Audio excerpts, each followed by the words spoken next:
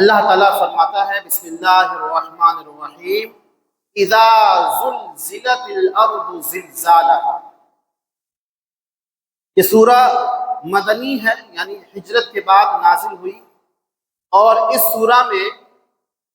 سورہ کی خصوصیت یہ ہے کہ اللہ تعالیٰ نے اس کو بڑی فضیلت والا بنایا ہے۔ یوں دیکھا جائے تو قرآن کی ایک ایک سورہ، ایک ایک آیت، ایک ایک لفظ، ایک ایک حرف فضیلت والا ہے، کوئی کسی کی فضیلت کم نہیں ہے، سب اپنی جگہ پر روشن ہے، چمکدار ہے، چمکنے والا ہے، نور برسانے والا ہے۔ لیکن ان سورہ میں کچھ خاص سورہ ایسی ہیں جو اسپیشل ہیں، اسپیشل اللہ تعالیٰ کی طرف سے اس کو فضیلت حاصل ہے۔ جیسے آپ دیکھ لیجئے سورہ اخلاص، قل هو اللہ، کہتے ہیں حدیث پاک میں آتا ہے جس نے 3 مرتبہ قل هو اللہ پڑھ لیا، سورہ اخلاص پڑھ لیا، 1 ختم قرآن کا ثواب ملے گا۔ اسی طرح یہ جو سورہ ہے سورہ زلزال، اس سورہ کے بارے میں حدیث میں ترمذی شریف کی حدیث ہے کہ نبی رحمت صلی اللہ علیہ وسلم نے فرمایا کہ یہ سورہ زلزال 1/4 قرآن کے برابر ہے، یعنی قرآن کی 4 حصے کیے جائیں تو 1 حصے کے برابر اکیلے ایک سورہ ہے۔ یعنی اگر کوئی شخص سورہ زلزال کو، اس 8 آیتوں والی سورہ کو 4 مرتبہ پڑھے گا تو اس کو 1 ختم قرآن کا ثواب دیا جائے گا، ہے نا فضیلت کی چیز۔ تو اگر مکمل قرآن پاک کا ثواب آپ کو چند منٹ میں حاصل کرنا ہے تو اس سورہ کو آپ 4 مرتبہ پڑھ لیں، سورہ زلزال کو، آپ کو 1 ختم قرآن کا ثواب ملے گا۔ اچھا، اس کا مطلب کوئی آدمی یہ نہ نکال لے کہ آدمی قرآن نہ پڑھے، خالی یہی 4 مرتبہ پڑھ لیا کرے کافی ہو جائے گا، نہیں، مکمل قرآن پڑھنے کا الگ ثواب ہے اور مختلف چند صورتوں کو پڑھنے کا ثواب الگ ہے۔ جو مکمل قرآن کریم پڑھتا ہے ظاہر سی بات ہے اس کا ثواب سب سے زیادہ ہے۔ تو اللہ تعالیٰ سورہ زلزال میں ارشاد فرماتا ہے اذا زلزلت الارض زلزالها۔ اذا کا مطلب ہوتا ہے جب، اب یہاں پر نقشہ کھینچا جا رہا ہے قیامت کا کہ جب قیامت قائم ہوگی تو کیا کیا ہوگا۔ یہ زلزال کا مطلب ہوتا ہے تھر تھرانا۔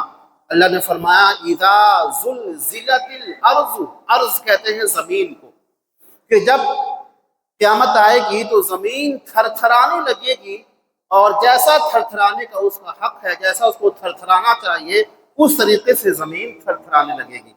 اب جب زمین تھر تھرائے گی تو کیا ہوگا؟ زمین جب تھر تھرائے گی تو کیسا منظر ہوگا؟ اللہ تعالیٰ نے اسی منظر کے بارے میں قرآن کریم کی دوسری جگہ پر ارشاد فرمایا ہے۔ سورہ نور، سورہ حج میں اللہ تعالیٰ فرماتا ہے، تو شروعات کی چند 2 آیتیں ہیں، یا ایھا الناس اتقوا ربکم ان زلزلۃ الساعۃ شیء عظیم یوم ترونھا تضع کل ذات حمل حملھا وتری الناس سکارى وما هم بسکارى ولکن عذاب اللہ شدید۔ اللہ تعالیٰ فرماتا ہے سورہ حج کی آیت نمبر 1 اور 2 میں کہ یا ایھا الناس اتقوا ربکم، اے لوگو اپنے رب سے ڈرو، اپنے رب سے ڈرو، نڈر مت ہو، بے خوف مت ہو کہ کچھ نہیں ہوگا، اپنی مرضی سے زندگی گزاریں گے، کیونکہ ان زلزلۃ الساعۃ شیء عظیم، کہ قیامت کے دن زمین کا تھر تھرانا یہ کوئی معمولی تھر تھراہٹ نہیں ہوگی، یہ معمولی زلزلہ نہیں ہوگا، یہ بہت بڑا ہوگا۔ پھر آگے فرماتا ہے دوسری آیت میں یوم ترونھا تذہل کل مرضعۃ عما ارضعت، کہ تم زمین میں بھوکمپ آئے گا، بھونچال آئے گا قیامت کے دن، تو تم دیکھو گے کہ جو دودھ پلانے والی خاتون ہیں، عورتیں ہیں، اپنے دودھ پیتے بچے کو دودھ پلانا بھول جائیں گی۔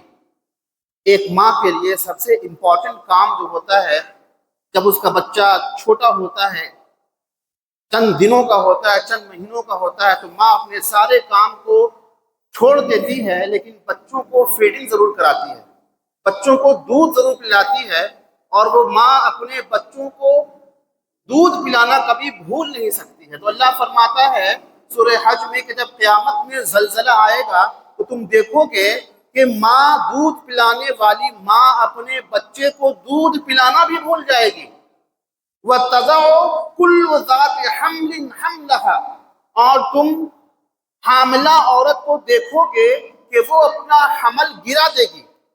یعنی جب کوئی پریگننٹ عورت ہوگی تو ایک مدت کے بعد 9 مہینے کے بعد ڈیلیوری ہوتی ہے، لیکن جب قیامت کا وہ منظر ہوگا اور اس منظر میں کوئی حاملہ عورت ہوگی تو وقت پورا ہونے سے پہلے ہی اس دہشت سے، اس زمین کے تھر تھرانے کی وجہ سے، اس زمین کے زلزلے کی وجہ سے عورت کا حمل برباد ہو جائے گا، گر جائے گا، خراب ہو جائے گا، اتنا سخت وہ تھر تھرانا ہوگا۔ اس کے بعد فرمایا کہ تم دیکھو گے کہ آدمی نشے کی حالت میں گھوم رہا ہے اور ڈول رہا ہے۔ اللہ نے فرمایا کہ ذات کل مرضعۃ عما ارضعت وتضع کل ذات حمل حملها وترى الناس سکارا۔ سکارا ایک لفظ آیا ہے قرآن میں، سکارا کا مطلب ہوتا ہے نشے کی حالت میں جھومنا، ڈولنا۔ تو اللہ نے فرمایا کہ وَتَرَى النَّاسَ سُکارا، کہ تم لوگوں کو دیکھو گے کہ لوگ ڈول رہے ہوں گے، اور ایسا ڈول رہے ہوں گے لگے گا کہ وہ نشے میں ہیں، وہ شراب پیے ہوئے ہیں۔ پھر اللہ فرماتا ہے وَمَا هُمْ بِسُکَارَا، وہ جب زلزلہ آئے گا تو زلزلے کی تھرتھراہٹ کی وجہ سے وہ ڈولنے لگیں گے، انہوں نے شراب پی کر کے نشہ نہیں کیا ہوگا۔ پھر اللہ تعالیٰ فرماتا ہے کہ یہ جو ہے یہ قیامت کا آنا اور یہ زلزلہ آنا، یہ زمین کا ہلنا، یہ سب اللہ تعالیٰ کی ایک طرف سے یہ سخت چیز ہے، اتنی سخت ہے کہ کوئی انسان اس کو جھیل نہیں سکے گا، برداشت نہیں کر سکے گا، پھر انسان کی روح ختم ہو جائے گی۔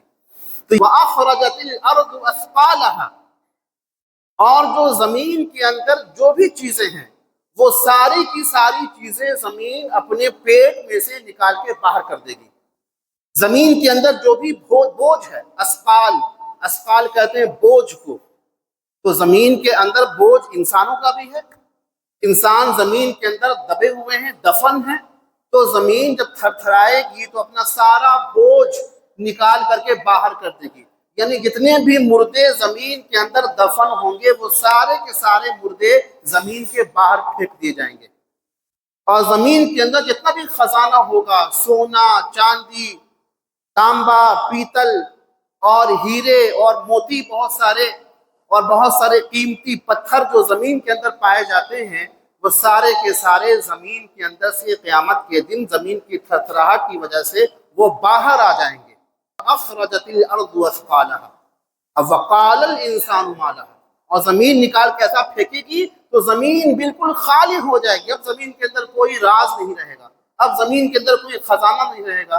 وقال الانسان ما لها، جب انسان یہ سب ہوتے ہوئے دیکھے گا، جب زمین کے باہر انسان آ گیا تو ظاہر سی بات ہے قیامت میں پھر سے انسان کے جسم میں روح ڈال دی جائے گی۔ وقال الانسان ما لها، انسان کہے گا کہ آئے اس زمین کو کیا ہوا، یہ زمین پہلے تو ایسی نہیں تھی، یہ زمین کو کیا ہو گیا کہ زمین نے اپنے سارے کے سارے خزانے اپنی پیٹ سے نکال کر کے باہر کر دیے۔ اس کے بعد فرمایا گیا، اللہ نے فرمایا کہ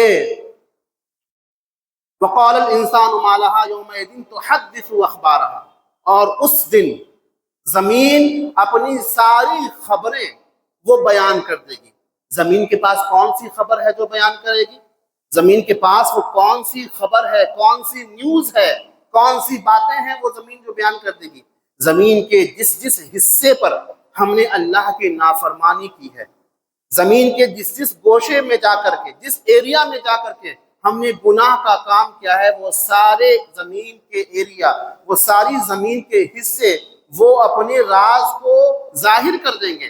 گھر سے ہم نے گھر تو کہہ دیے، گھر پہ تو کہہ دیے کہ ہم اچھے کام سے جا رہے ہیں، ضروری کام سے جا رہے ہیں، لیکن دوستوں کے ساتھ چلے گئے ہال میں، سنیما ہال میں فلم دیکھنے کے لیے، چلے گئے عیاشی کرنے کے لیے، چلے گئے گناہ کا کام کرنے کے لیے، نشہ کرنے کے لیے، شراب پینے کے لیے، جوا کھیلنے کے لیے، مارنے کے لیے، پیٹنے کے لیے، گالی دینے کے لیے، دنگا کرنے کے لیے، فتنہ کرنے کے لیے۔ تو زمین کے جس جس حصے میں ہم جائیں اور اس حصے میں جا کر ہم جو بھی گناہ کا کام کریں گے تو وہ زمین یومئذ تحدث اخبارها، کہ کہ وہ قیامت کے دن زمین اپنے سارے راز باہر کر دے گی. زمین یہ کہنے لگے گی کہ ہاں یہ شخص میرے اس حصے پہ آیا تھا اور اس نے یہ گناہ کا کام کیا تھا. تو زمین کے جس حصے پر بھی جائیں تو آپ وہاں پر اللہ کا ذکر کریں، نیک کام سے جائیں، اچھے کام سے جائیں. دنیاوی کام بھی ہو لیکن اس میں کوئی برائی نہ ہو، جیسے بزنس کے لیے جائیں، لوگوں سے ملاقات کرنے کے لیے جائیں، پڑھیں، اسکول لے جائیں، کالج جائیں، ایسے کام کے لیے جائیں جس سے دین اور دنیا کا نقصان نہ ہو، دین اور دنیا کے تعلق سے اللہ کی نافرمانی نہ ہو. تو زمین کا جس حصے میں انسان عبادت کرتا ہے، زمین کے جس حصے میں انسان گناہ کرتا ہے، تو وہ ساری کی ساری حصے زمین کے وہ قیامت کے دن گواہی دیں گے. وہ سارے کے سارے حصے قیامت کے دن گواہی دیں گے. اسی لیے آپ لوگوں نے دیکھا ہوگا مسجد میں، دھیان دیا ہوگا آپ نے کہ ہم لوگ نماز پڑھتے ہیں مسجد میں تو جگہ بدل بدل کے پڑھتے ہیں. فرض پڑھ لیا جماعت سے، پھر سنت کا وقت آیا، کچھ آدمی یہاں آ گیا، کچھ آدمی وہاں چلا آیا. یا جو سنت فرض سے پہلے پڑھی جانے والی تھی، جیسے ظہر کی سنت، عصر کی سنت، عشاء کی سنت، اس سنت کو بھی آدمی کبھی وہاں پڑھتا ہے کبھی وہاں پڑھتا ہے، پھر جب جماعت ہوتی ہے تو بھی شریک ہو جاتا ہے.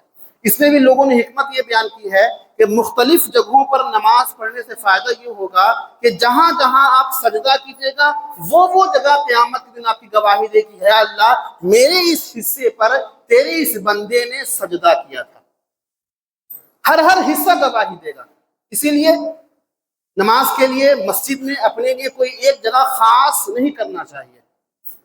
جہاں جگہ مل جائے وہ پڑھ لے آدمی، لیکن آدمی سوچے کہ ہمیشہ ہم یہیں بیٹھتے ہیں، ہم یہیں بیٹھیں گے، ہم کو کوئی ہٹا نہیں سکتا ہے، تو آپ کی یہ بھول ہے. بہتر یہ ہمیں سے زیادہ تر لوگ جو خاص طور سے جمعہ کی نماز پڑھنے آتے ہیں، 90% لوگ 2 رکعت نماز پڑھتے ہیں اور رفع چکر ہو جاتے ہیں. سمجھتے ہیں کہ ہماری ذمہ داری ادا ہو گئی.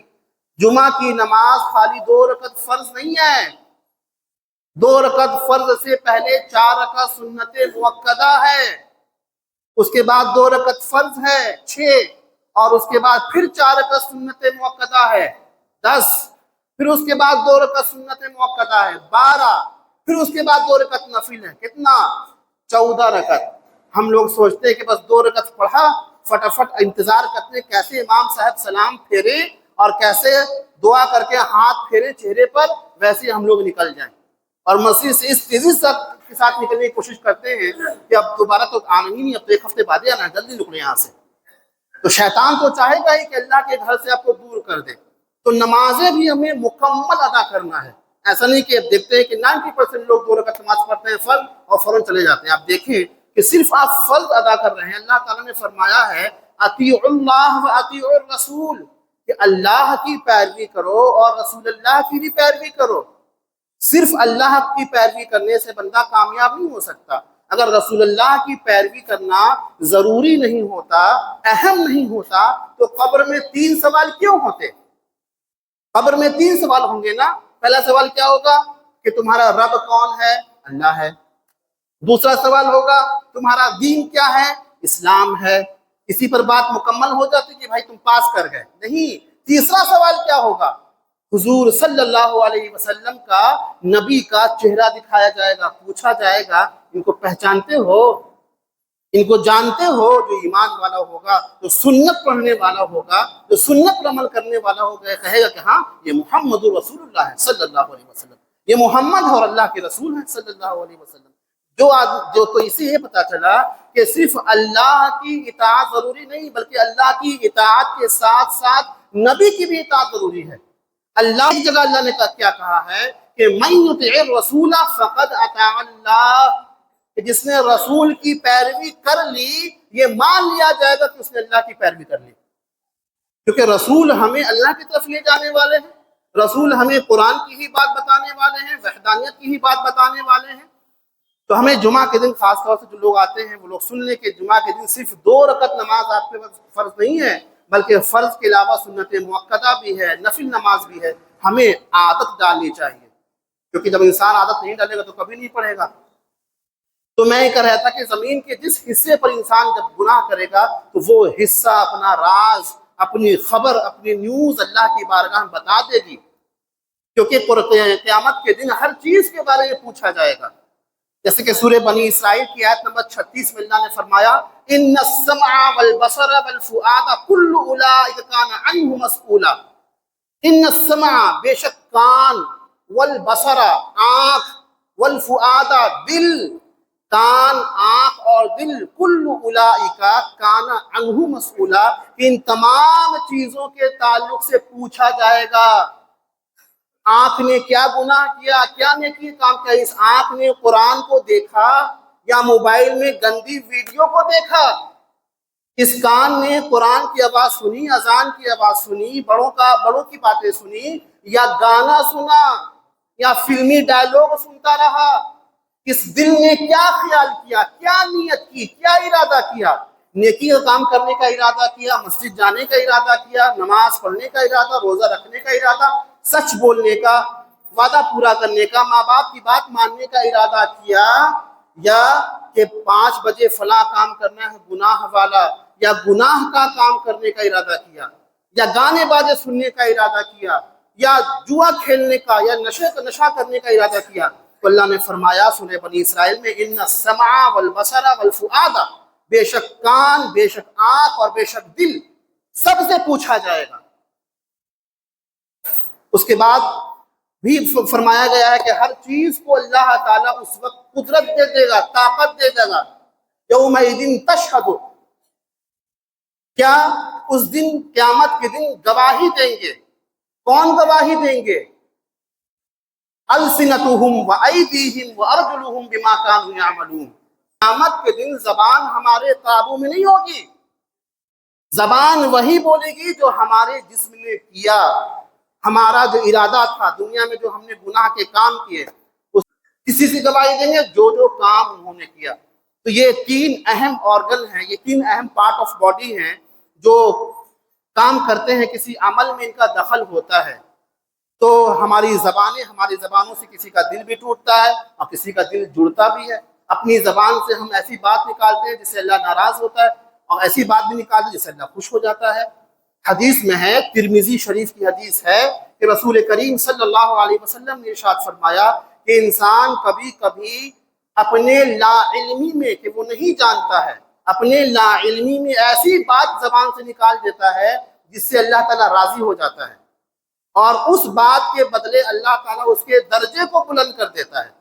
اور کبھی ایسا ہوتا ہے کہ لا علمی میں نہیں جانتا ہے، بے شعوری میں معلوم ہی نہیں اس کو، انسان اپنی زبان سے ایسی بات نکال دیتا ہے جس سے اللہ ناراض ہو جاتا ہے اور اس کے لیے عذاب تیار رکھتا ہے۔ تو زبان کا استعمال ہمیں بہت سوچ سمجھ کے کرنا ہے۔ ہم لوگ زبان بغیر سوچے سمجھے استعمال کرتے ہیں اور بعد میں اس کا ہمیں خامیازہ بھی بھگتنا پڑتا ہے۔ تو اللہ تعالیٰ نے سورہ زلزال کی جو مختلف آیتیں جو نازل فرمائیں، اس میں قیامت کی منظر کشی کی گئی ہے۔ تو اللہ نے فرمایا وَقَالَ الْإِنسَانُ مَا لَهَا يَوْمَئِذٍ تُحَدِّثُ أَخْبَارَهَا بِأَنَّ رَبَّكَ أَوْحَىٰ لَهَا، اور زمین جو اپنی باتیں بیان کرے گی، نیوز بیان کر دے، کیوں؟ بِأَنَّ، کیونکہ رَبَّكَ أَوْحَىٰ لَهَا، تمہارے رب نے اس کو حکم دیا ہے۔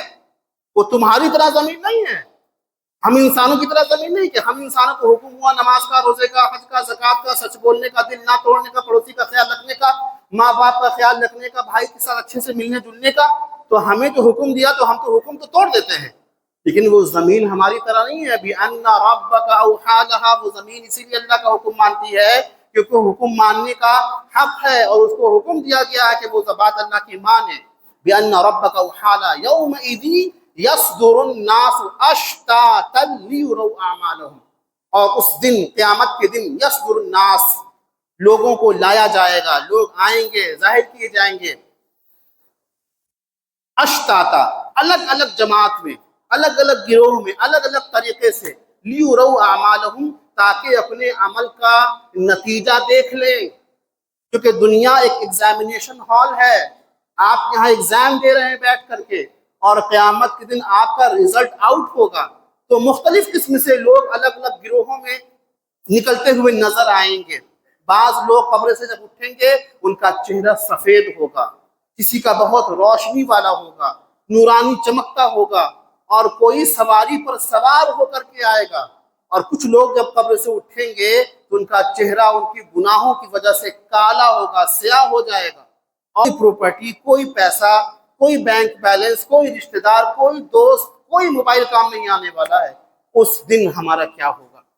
تو اشتاتل لیورو اعمالہم، تاکہ ہم اپنے اپنے اعمال کا نتیجہ، رزلٹ دیکھ لیں کہ ہم نے دنیا میں کیسا عمل کیا تھا۔ جو نیک لوگ ہوں گے ان کا نامہ اعمال ان کے دائنے ہاتھ میں پکڑایا جائے گا اور جنت کی طرف روانہ کر دیا جائے گا، اور جو گنہگار ہوں گے ان کا نامہ اعمال ان کے بائیں ہاتھ میں پکڑایا جائے گا اور جہنم میں ٹھیل دیا جائے گا، جہنم بھیج دیا جائے گا۔ اس کے بعد فرمایا فَمَن يَعْمَلْ مِثْقَالَ ذَرَّةٍ خَيْرًا يَرَهُ، کہ جس نے ایک ذرے کے برابر بھی نیکی کا کام کیا تو وہ اس کا اجر، اس کا فائدہ، اس کا ثواب ضرور حاصل کرے گا۔ وَمَن يَعْمَلْ مِثْقَالَ ذَرَّةٍ شَرًّا يَرَهُ، اور جو انسان ایک ذرے کے برابر، ایک نقطے کے برابر بھی برائی کرے گا تو اس برائی کا نتیجہ، اس برائی کا خامیازہ، اس برائی کا اثر وہ قیامت کی ضرور دیکھے گا اور اس کا خامیازہ بھگتے گا۔ اب انسان دنیا میں ہر قسم کے انسان ہے، تو دنیا میں مسلمان بھی اور کافر بھی، تو کافروں کو بھی فائدہ ملے گا، لیکن کافروں کو فائدہ صرف دنیا میں ملے گا۔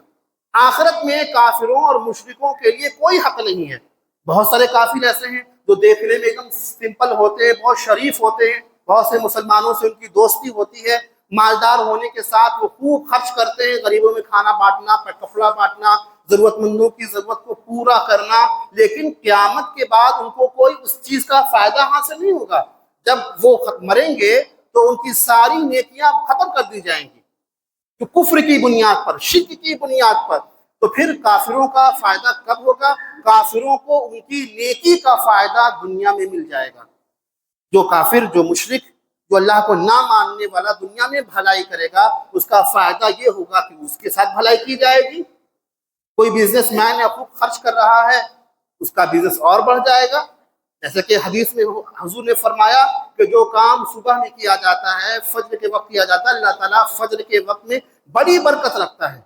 اب صبح سویرے کام کوئی کیجئے، کوئی کام آپ کو کرنا، فجر کی نماز میں اٹھ جائیے، نماز کے بعد وہ کام کیجئے، کم وقت میں زیادہ کام کر لیجئے گا، چاہے وہ اپنی بزنس کا کام ہو یا گھر کی صفائی کا کام ہو یا پڑھائی لکھائی کا کام ہو، جلدی یاد ہو جائے گا۔ آپ کو کوئی دعا یاد کرنا ہو یا اسکول کا لیسن یاد کرنا ہو تو آپ فجر کی نماز کے بعد یاد کیجئے، فوراً یاد ہو جائے گا۔ تو یہ جو فرمایا گیا کہ صبح کے وقت میں برکت رکھی گئی ہے، تو برکت سب کے لیے ہے۔ مسلمان کے لیے یہ محرومی ہے کہ مسلمان سوتا رہتا ہے اور اس برکت کے وقت کو کھو دیتا ہے، اور دوسری قوم جاگ جاتی اسے فائدہ اٹھا لیتی ہے۔ تو کافروں کو بھی فائدہ ملے گا، لیکن کافروں کو صرف دنیا میں فائدہ ملے گا، آخرت میں کافروں کے لیے کوئی حصہ نہیں ہے، اور مسلمانوں کے لیے ڈبل فائدہ ہے۔ مسلمان جو نیکی کریں گے اس کا فائدہ مسلمانوں کو دنیا میں بھی ملے گا، اور مسلمانوں کی نیکی کا فائدہ آخرت میں بھی ملے گا۔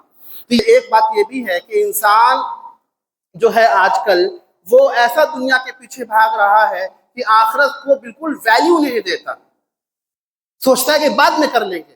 کوئی بہت بڑا بزنس مین ہے، بہت بڑا اگر جاب والا ہے، سوچتا ہے حج ہے نا فرض، حج کر لیں گے بعد میں، ریٹائرمنٹ کے بعد نماز پڑھنا سیکھ لیں گے، آخر میں داڑھی رکھ لیں گے، بعد میں زکوٰۃ دے دیں گے، بعد میں خیرات کر دیں گے۔